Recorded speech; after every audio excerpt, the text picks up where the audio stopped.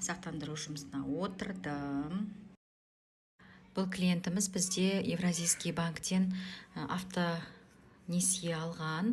Автонесиенің каскосымен және помощь на дорогесін қайтарып алдық. Каскосына біз через обращение арқылы қайтаруға өтінім бергенбіз. Бүгінге міне рассмотрен деп уже ответі келді. Ответін келген кезде міне қараңыздар, бұл төлем сақтандыру шартын бұзу туралы келісімге тараптар қол қойғаннан кейін қана жүзеге асырылады. Енді клиентіміз өзі СК Евразияға, яғни Евразийский сақтандыру компаниясына барып қолын қойып кетеді.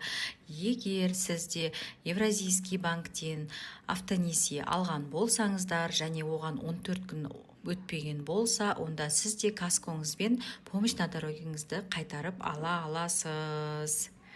Егер осы сұрақтарға жауап таппай жүрген болсаңыздар, маған консультацияға жазылып, өздеріңіздің ерікті сақтандыруларыңызды қайтарып алыңыздар.